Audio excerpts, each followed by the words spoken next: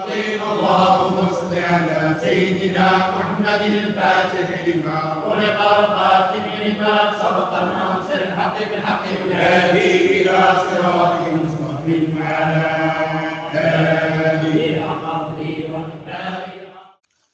أعوذ بالله من الشيطان الرجيم بسم الله الرحمن الرحيم وبه نستعين اللهم اغفر لنا وارحمنا ولوالدينا ولمشايخنا ولأساتذتنا ولمصنف هذا الكتاب اللهم صل على سيدنا محمد وعلى آل سيدنا ومولانا മുഹമ്മദ്.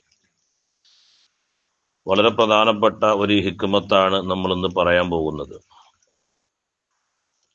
അള്ളാഹുവിനെ തെരഞ്ഞെടുത്ത് അള്ളാഹുവിലേക്ക് പ്രവേശിച്ച ഒരാളിൽ നിന്ന് ഉണ്ടാകേണ്ട ഒരു സംഗതിയെക്കുറിച്ചാണ് ഇന്ന് നമ്മൾ സംസാരിക്കുന്നത്.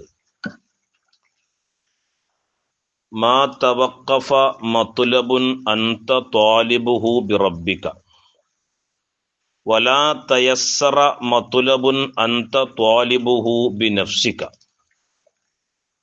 മാ തവഖഫ മത്ലബുൻ അൻത ത്വാലിബുഹു, നീ തേടുന്ന ഏതൊരു ആവശ്യവും അത് പ്രയാസകരമാകൂല ബി റബ്ബിക, നിന്റെ റബ്ബ് മുഖേന തേടുന്ന, റബ്ബിനെ കൊണ്ട് തേടുന്ന. അപ്പൊ നീ നിന്റെ റബ്ബ് മുഖേന തേടുന്ന ഏതൊരാവശ്യവും എന്താവൂല, പ്രയാസകരമാകൂല.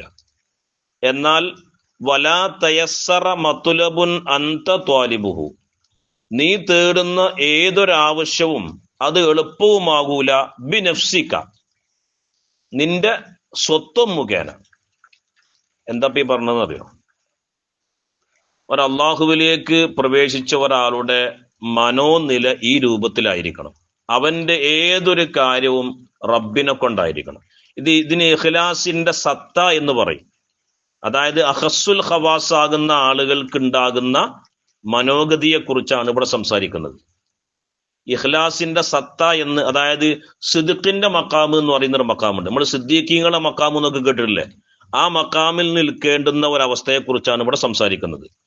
അതായത് ഈ ജാമിഉ കറാമത്തിൽ ഔലിയ എന്ന് പറയുന്ന ഒരു കിതാബുണ്ട്, ബഹുമാനപ്പെട്ട യൂസുഫ് നബ്ഹാനി തങ്ങൾക്ക്. അതിൽ സഅദൂൻ അൽ മജ്നൂൻ എന്ന് പറയുന്ന ഒരു മഹാനെ കുറിച്ചുള്ള ചരിത്രമുണ്ട്. അതിൽ അദ്ദേഹത്തോട് ചോദിക്കുന്നുണ്ട്, നിങ്ങൾ എവിടുന്നാണ് വരുന്നത്? അപ്പൊ അദ്ദേഹം പറയുന്നുണ്ട്, മിനല്ലാഹ്, ഞാൻ അള്ളാഹുവിൽ നിന്നാണ്. നിങ്ങൾ എവിടേക്കാണ് ഇനി പോകുന്നത്? ഇലല്ലാഹ്, ഞാൻ അള്ളാഹുവിലേക്കാണ് പോകുന്നത് എന്ന് പറഞ്ഞാൽ അവന്റെ ചലന നിശ്ചലനങ്ങൾ മുഴുവൻ നിയന്ത്രിക്കുന്നത് അള്ളാഹുവാണ് എന്ന് ഓന്റെ ഹൃദയത്തിൽ ഉള്ളൊരു തോന്നൽ. മനസ്സിലാണ്ടോ? അതായത് ഏതൊരു കാര്യവും ബില്ലാഹി, അള്ളാഹുവിനെ കൊണ്ടാണ് നടക്കുന്നത് എന്ന് ഓന്റെ ഹൃദയം കൊണ്ട് മനസ്സിലാക്കുക. വലില്ലാഹി, ഏതൊരു കാര്യവും അള്ളാഹു താലാക്ക് വേണ്ടിയിട്ടാണ് എന്ന് ഹൃദയം കൊണ്ട് മനസ്സിലാക്കുക. മിനല്ലാഹി, ഏതൊരു കാര്യവും അള്ളാഹുവിൽ നിന്നാണ്. ഇലല്ലാഹി, ഏതൊന്നും അള്ളാഹുവിലേക്കാണ്. ഈ ഒരവസ്ഥ ഉള്ള ഒരാളെ കുറിച്ചാണ് നമ്മളിവിടെ എന്ത് ചെയ്യണത്, സംസാരിക്കുന്നത്. അള്ളാഹു സുബ്ഹാനഹു വ തആല തൗഫീഖ് ചെയ്യട്ടെ. ഞാനിതില് ഒക്കെ സാധാരണക്കാരാണ് തോന്നുന്നത്, അതുകൊണ്ടാണ് ആ രൂപത്തിൽ സംസാരിക്കുന്നത് കേട്ടോ. മാ തവഖഫ മത്ലബുൻ അൻത ത്വാലിബുഹു, നീ തേടുന്ന, നീ അന്വേഷിക്കുന്ന ഒരു ലക്ഷ്യവും പ്രയാസകരമാകൂല, ദുഷ്കരമാകൂല ബി റബ്ബിക, നിന്റെ റബ്ബിനെ കൊണ്ട്, നിന്റെ റബ്ബ് മുഖേന തേടുന്ന. അവൻ മനസ്സിലാക്കണം, അവൻ ഏതൊരു കാര്യവും അള്ളാഹുവിനോട് തേടുമ്പോ അത് റബ്ബിനെ മുൻനിർത്തിയിട്ടായിരിക്കണം. റബ്ബിനെയാണ് അവൻ എന്ത് ചെയ്യേണ്ടത്, അവിടെ കാണേണ്ടത്. കാരണം റബ്ബിന്റെ സാന്നിധ്യമില്ലാതെ ഇവിടെ ലോകത്ത് ഒന്നും നടക്കൂല എന്ന ഒരു മനോനില അവനിൽ ഉണ്ടാക്കിയെടുക്കണം. അല്ലാതെ അത് എന്റെ കഴിവ് കൊണ്ടാണ്, എന്റെ ആ നല്ല സൗണ്ട് ഉണ്ട്, അതുകൊണ്ടാണ് ഞാൻ അവിടെ എന്ത് ചെയ്തത്, ഞാൻ നല്ല എന്റെ പെർഫോമൻസ് അവിടെ ഉഷാറായത്. അല്ല, എന്റെ കഴിവില്ലെങ്കിൽ ഇപ്പോ രണ്ടാള് തമ്മിലൊരു പ്രശ്നമാണ്. എന്റെ പാരമ്പര്യമായി എനിക്ക് കിട്ടിയൊരു കഴിവുണ്ട്, ഞാൻ അത് പ്രയോഗിച്ചത് കൊണ്ടാണ് അവിടെ ആ രണ്ട് കുടുംബങ്ങളെ തെറ്റാതെ അവിടെ എന്ത് ചെയ്തത്, ഞാൻ പിടിച്ചു നിർത്തിയത്. എന്റെ രണ്ടുപേരല്ല എന്നൊക്കെ പറഞ്ഞിട്ട് ഇങ്ങനെ പറയലുണ്ടല്ലോ. ആ ഒരു നില ആർക്കുണ്ടാവൂല? സാലിക്കായ ഒരു വ്യക്തിക്ക് ഉണ്ടാവൂല.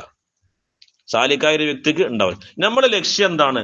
ഒരു ഹദീസിൽ കാണാം, നാളെ പരലോകത്ത് ഒരു മനുഷ്യന്റെ നന്മ തിന്മ തൂക്കുന്ന, നന്മ തിന്മ തൂക്കുമ്പോ തിന്മയേക്കാരം കൂടുതൽ. അപ്പൊ ഈ മനുഷ്യനെ മലായിക്കത്ത് പറയും, സഹോദര നീ നരകത്തിന്റെ അവകാശിയായിട്ടാണ് കാണുന്നത് എന്ന് ഈ മനുഷ്യനോട് പറയും. അപ്പൊ അള്ളാഹുത്താല മലായിക്കത്തിനോട് പറയും, ഇപ്പൊ ആ മനുഷ്യന്റെ മനസ്സെങ്ങനെയുണ്ട് എന്ന് പരിശോധിക്കും. നരകത്തിക്കാണല്ലോ ഇപ്പൊ ആ പോണത്, ആ മനുഷ്യന്റെ മനോന്നിലൊന്ന് പരിശോധിക്കും. മലായിക്കത്ത് ചോദിക്കും, നീ കുറെ അമലൊക്കെ ചെയ്തിട്ടുണ്ട്, പക്ഷെ നോക്കുമ്പോ നിന്റെ സ്വാലിഹായ അമലൊക്കെ കുറവാണ്, നരകത്തിലേക്കാണ് ഇപ്പൊ എന്റെ അമലുകളൊക്കെ കാണുന്നത്. അപ്പൊ ആ മനുഷ്യൻ പറയും, എന്റെ റബ്ബ് എന്നോട് പറഞ്ഞിട്ടുള്ളത് ഇബാദത്ത് ചെയ്യാനാണ്, ഞാൻ ഇബാദത്ത് ചെയ്തിട്ടുണ്ട്, എന്നിട്ടും എന്റെ റബ്ബ് എന്നെ നരകത്തിലേക്ക് ഇടുകയാണെങ്കിൽ, റബ്ബിന്റെ തൃപ്തി അതാണെങ്കിൽ ഞാൻ അതിന് തയ്യാറാണ്. അപ്പൊ അള്ളാഹു തആല പറയും, എന്നാ നരകത്ത് കൊണ്ടുണ്ടാകും, ഒരു സ്വർഗത്തിന്റെ അവകാശിയാണ്. കാരണം ആ സമയത്തും അവിടെ അള്ളാഹുവിനെ മുമ്പിൽ മുൻനിർത്തി. ഈ ഒരു ചിന്തയാണ് നമുക്ക് എന്ത് ചെയ്യേണ്ടത് വേണ്ടത്. നമ്മളെ പണി എന്താണ്? ഇബാദത്ത് ചെയ്യലാണ്. ഇപ്പോ ഞാൻ മുമ്പൊരിക്കൽ പറഞ്ഞു തന്നിട്ടുണ്ട്, ബഹുമാനപ്പെട്ട ഇമാമുന ശാഫിഈ റളിയല്ലാഹു അൻഹു, അദ്ദേഹത്തിന് 2 ശിഷ്യന്മാരാണ്, ഒന്ന് റബീഉൽ മുറാദ് തങ്ങളും ഒന്ന് ഇമാം മുസ്നി തങ്ങളും. റബീഉൽ മുറാദ് റളിയല്ലാഹു അൻഹു ഭയങ്കര ബുദ്ധിമാനാണ്, അതിബുദ്ധിമാനാണ്. ഒരു കാര്യം ഒരു കല്ലുമ്മ കൊത്തിവെച്ച മാതിരിയാണ് റബീഉൽ മുറാദിന്റെ ഹൃദയം എന്ന് പണ്ഡിതൻ. അത്രയും അപാര ബുദ്ധിയുള്ള മനുഷ്യനാണ് റബീഉൽ മുറാദ്. എന്നാൽ അത്ര തന്നെ ബുദ്ധി ഇല്ല ആർക്ക്? മുസ്നി തങ്ങൾക്ക്. അത്ര തന്നെ പഠിക്കാനുള്ള ബുദ്ധി ഇല്ല ആർക്ക്? മുസ്നി തങ്ങൾ. പക്ഷെ മുസ്നി തങ്ങള് ലക്ഷ്യം അവിടെ എന്ത് ചെയ്തില്ല? ഒഴിവാക്കിയില്ല. റബീഉൽ മുറാദ് തങ്ങൾ എങ്ങനെ പഠിക്കുന്നു അതേപോലെ പഠിക്കാൻ ആരും ശ്രമിച്ചു? ഇമാം മുസ്നി തങ്ങളും ശ്രമിച്ചു. മനസ്സിലാവുന്നു? അദ്ദേഹത്തിന് അത്ര ബുദ്ധി സാമർഥ്യമില്ല, കാര്യങ്ങൾ മനസ്സിലാക്കാനുള്ള കഴിവില്ല. എങ്കിലും മുസ്നി ഇമാമ് തന്റെ ഉസ്താദ് പറഞ്ഞ ആ ഒരു ലക്ഷ്യം മാത്രം മുൻനിർത്തിയിട്ട് റബീഉൽ മുറാദ് തങ്ങൾ പഠിച്ചതുപോലെ മൂപ്പരും പഠിച്ചു. പിൽക്കാലത്ത് ഇമാം ഷാഫി തങ്ങൾ ഇരുന്ന കസേരയിൽ ഇരുന്നത് ആരാണ്? ഇമാം മുസ്നി തങ്ങളാണ്, റബീഉൽ മുറാദ് തങ്ങളല്ല. ഇമാം മുസ്നി തങ്ങളാണ്. മനസ്സിലാവുണ്ടോ? അപ്പൊ നമ്മുടെ ലക്ഷ്യം എന്താണ്? നമ്മൾ ഏതൊരു കാര്യത്തിന് വേണ്ടിയിട്ടാണോ അള്ളാഹ് പടച്ചത്, ആ കാര്യം അങ്ങോട്ട് നിർവഹിക്കാം. അതിന്റെ ആരെ മുൻനിർത്തിയിട്ട്? റബ്ബിനെ മുൻനിർത്തിയിട്ട്. അപ്പൊ നിനക്ക് ഏതൊരു കാര്യവും എന്താവൂല? പ്രയാസം ഉണ്ടാവില്ല. റബ്ബിനെ മുൻനിർത്തിയിട്ട് നീ ഒരു കാര്യം ചോദിക്കുമ്പോ, ഒരു കാര്യം ചെയ്യുമ്പോ അതിൽ നിനക്ക് എന്തുണ്ടാവൂല? ഒരു പ്രയാസവും അവിടെ ഉണ്ടാവൂല. അതല്ല, നിന്റെ മേന്മയാണോ മുൻനിർത്തിയിട്ടാണോ നീ അവിടെ എന്ത് ചെയ്യണത്? ഒരു കാര്യം തേടുന്നത് എങ്കിൽ അത് നിനക്ക് എളുപ്പമല്ല, സുഖകരവുമല്ല, എളുപ്പമല്ല. അതുകൊണ്ട് പ്രയാസം മാത്രമേ എന്ത് ചെയ്യുള്ളൂ? ഉണ്ടാവുള്ളൂ. മനസ്സിലാവുണ്ടോ? നബി സല്ലല്ലാഹു അലൈഹി വസല്ലമ തങ്ങൾ പറഞ്ഞൊരു ഹദീസ് ഉണ്ട്, അദ്ദുനിയ ഹറാമുൻ, ദുനിയാവ് എന്ന് പറയുന്നത് ഹറാമാണ്, അല അഹ്ലിൽ ആഖിറത്ത്, ആഖിറം രക്ഷപ്പെടുന്ന ആൾക്കാർക്ക് ദുനിയാവ് ഹറാമാണ്. ആഖിറാണോ അവന്റെ ലക്ഷ്യം, അങ്ങനത്തെ ആൾക്കാർക്ക് ദുനിയാവ് ഹറാം തന്നെയാണ്. വൽ ആഖിറത്തു, ആഖിറവും ഹറാമുൻ, ഹറാമാണ്, അല അഹ്ലി ദുനിയ, ദുനിയാവിന്റെ അഹ്ലുകാർക്ക് എന്തും ഹറാമാണ്. ഓന്റെ ലക്ഷ്യം ദുനിയാവാണ്, എന്നാ ഓനക്ക് എന്ത് ഹറാമാണ്? ആഖിറം ഹറാമാണ്. എന്നിട്ട് അള്ളാന്റെ റസൂൽ സമ്മതിച്ചില്ലേ? അതായത് ആഖിറമാണോ ലക്ഷ്യം, ഓനക്ക് ദുനിയാവ് ഹറാമാണ്. ദുനിയാവാണോ ലക്ഷ്യം, ഓനക്ക് ആഖിറം ഹറാമാണ്. എന്നാൽ ഇത് രണ്ടും ഹറാമാണ് ഒരു കൂട്ടർക്ക്. ഏത്? ദുനിയാവും ഹറാമാണ്, ആഖിറവും ഹറാം. വഹുമാ ഹറാമാനി, ഇത് രണ്ടും ഹറാമാണ്. അല അഹ്ലില്ലാഹി, അള്ളാന്റെ അഹ്ലുകാർ. അള്ളാഹു താലാന്റെ അഹ്ലുകാർക്ക് ദുനിയാവിന്റെ ഒരു പ്രശ്നങ്ങൾ പോലെ ബാധിക്കൂല, ആഖിറ പോലെ ലക്ഷ്യമല്ല. ലോകത്തെ ഏറ്റവും വലിയ സൂഫി അള്ളാഹുവിന്റെ റസൂൽ സല്ലല്ലാഹു അലൈഹി വസല്ലമ തങ്ങളാണ്. അതുകൊണ്ട് തന്നെയാണ് റസൂലുള്ളാഹിന്റെ ഏറ്റവും വലിയ ക്വാളിറ്റിയായി സൂറത്തുൻ നജ്മിന്റെ 17-ാമത്തെ ആയത്തിൽ അള്ളാഹു തആല പറയുന്നുണ്ട്, മാ സാഗൽ ബസറു വമാ തഗ, മാ സാഗൽ ബസറു, റസൂലുള്ളാഹിന്റെ കണ്ണ് വ്യതിചലിച്ചില്ല, വമാ തഗ, റസൂലുള്ളാഹിന്റെ കണ്ണ് അങ്ങോട്ടും ഇങ്ങോട്ടും അതിരുവിട്ടതുമില്ല. റസൂലുള്ളാഹിന്റെ അതായത് ഒരുപാട് അള്ളാഹു സുബ്ഹാനഹു വ തആല ഒരു നയന മനോഹരമായ ഒരുപാട് കാര്യങ്ങൾ റസൂലുള്ളാഹിന്റെ മുമ്പിലേക്ക് ഇട്ടുകൊടുത്തിട്ടുണ്ട്. പക്ഷെ അതിലൊന്നും റസൂലുള്ളാഹിന്റെ കണ്ണു അടക്കിയില്ല. അതിലേക്കൊന്നും റസൂലുള്ളാഹിന്റെ ലക്ഷ്യം എന്താ? ഒരു സാലിക്കിന്റെ ഏറ്റവും വലിയ ഒരു വഴിയെക്കുറിച്ചാണ് ഈ ഇസ്രാ മിഅ്റാജിൽ വിവരിക്കുന്നത്. അള്ളാഹിന്റെ റസൂലിന്റെ മുമ്പിലേക്ക് പല കാഴ്ചകളും അള്ളാഹു തആല ഇട്ടുകൊടുത്തു. റസൂലുള്ളാഹിനെ ഒന്ന് കണ്ണഞ്ചിപ്പിച്ച് പ്രലോഭിക്കാൻ വേണ്ടിയിട്ട്, വശീകരിക്കാൻ വേണ്ടിയിട്ട്. ഇതിലെവിടെങ്കിലും റസൂലുള്ളാന്റെ കണ്ണ് ശ്രദ്ധിക്കുന്നുണ്ടോ പതിയുന്നുണ്ടോ നോക്കാൻ വേണ്ടി. പക്ഷെ അള്ളാഹു താല തന്നെ പറഞ്ഞു, മാ സാഗൽ ബസറു വമാ ത്വഗാ. റസൂലുള്ളാന്റെ കണ്ണ് അള്ളാഹുവിലേക്കല്ലാതെ മറ്റൊരു ഭാഗത്തേക്കും എന്ത് ചെയ്തില്ല, തിരിഞ്ഞുപോയില്ല, അള്ളാഹുവിലേക്ക് മാത്രം. അതുകൊണ്ട് അള്ളാഹുവിന്റെ റസൂൽ സല്ലല്ലാഹു അലൈഹി വസല്ലമ തങ്ങൾ അഷ്റഫുൽ ഖൽഖായി. നമ്മളെ ജീവിതവും അങ്ങനെ തന്നെയാവണം. നമ്മുടെ മുമ്പിൽ ആര് മാത്രമേ ഉണ്ടാകാൻ പറ്റുള്ളൂ? അള്ളാഹു മാത്രമേ ഉണ്ടാകാൻ പറ്റുള്ളൂ. അതൊരു ഫക്കീറായ ഒരു മനുഷ്യന്റെ, ഫക്കീർ